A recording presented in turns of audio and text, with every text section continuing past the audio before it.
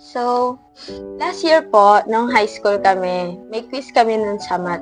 Super nahihirapan ako nun. And my old friend po ako, ang name niya is Irish, and siya po ay she's one of my besties dati. And binigay niya sa akin yung papel na may sagot. Sabi niya, copy mo na lang para may sagot tayo. Copy mo na lang para pumasa tayo. Pero, alam ko naman sa sarili ko na bawal yon. So, nasa classroom kami noon and nag-aaral kami lahat or nagre-review kami lahat para sa quiz. And yung kaibigan ko na nasa tabi ko, habang nag-uumpisa na yung quiz, biglang binigay niya sa akin yung maliit na papel na may sagot. Nagulat ako kasi baka makita kami ng teacher namin na si Ma'am Eunice.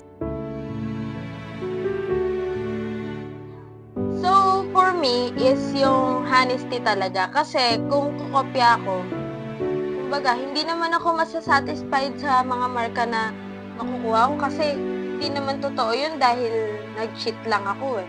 Tsaka, hindi rin magiging patas sa ibang kaklase ko na nag-aral talaga or nag-review talaga.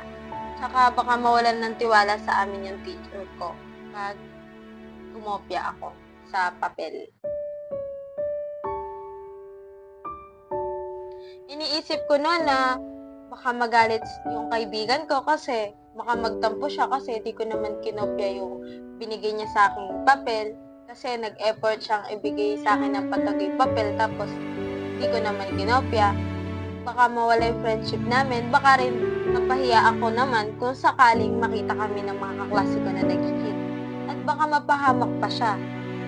At syempre, baka ma-zero ako sa quiz pag napagalitan ako ng teacher ko. Kaya, yan. So, sabi ng mama ko dati, wag gumawa ng bagay na hindi mo kayang sabihin sa iba. Alam ko na rin na mas okay na po mas sa sarili kong sikap kaysa kumuha ng sagot sa iba. Gusto ko rin matuto yung kaklase ko na bawal yung ginagawa niya na pag-cheat. So, ayun nga, natutunan kong sabihin na hindi kahit mahirap. Parang natuto akong humindi sa mga bagay na alam kong kaya ko pangalagaan yung mga bagay na tama. Dati, akala ko okay lang minsan gumawa ng mali para makatulong sa kaibigan. Pero ngayon, alam ko na kahit para sa kaibigan, hindi pwede yung mali. Right is right and wrong is wrong. Oo, kasi akala ko dati is courage is yung pagharap sa mga taong malakas. Pero ngayon alam ko na rin yung courage din yung courage din yung pagsabihin mo yung tama kahit baka mawalan ka ng kaibigan. Parang responsibility din yun para sa sarili mong pag-aaral at sa tiwala ng iba para sa iyo.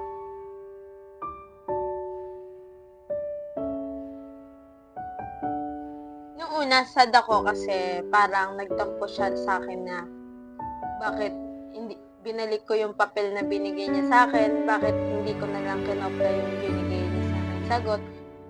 Kumbaga, medyo nagtatampuhan kami. Pero after few days, kinausap niya ako at sinabi niya sa akin na tama ka nga sorry. Tapos, ngayon, alam ko na yung sadness na nararamdaman ko nun is normal. Pero mas okay yung feeling na alam mong tama yung ginagawa mo. So, ang masasabi ko lang is, hey future me, pag dumating na yung sitwasyon na parang dati, like may offer na, gawin mo na lang to para madali. Alalahanin mo yung mga nangyari noon sa old besties mo na hindi worth it yung gumawa ng mali kahit anong mangyari. Always think first. Kung gagawin mo to, okay lang ba to sa akin? At huwag mong isipin yung na ikaw lang ang nag-iisa. Minsan kailangan mong magmukhang masama para gawin mo kung ano yung tama. At At kung kailangan, kausapin mo yung tao para maintindihan din nila. Stand by honesty. Kasi totoo is always better. Stand by fairness. Huwag mong gawin sa iba yung ayaw mong gawin sa'yo. At stand by caring for others. Kahit na kailangan mong sabihin yung totoo, gawin mo na maayos para hindi masaktan sila. Don't be scared to say no when you know it's wrong. Take time to think before you act. Huwag mong gawin yung unang bagay na pumapasok sa isip mo.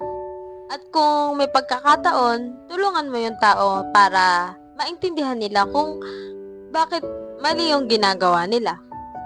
So, this is a reminder to my future self that moral courage means doing the right thing even when it's hard, and caring enough about people to tell them the truth.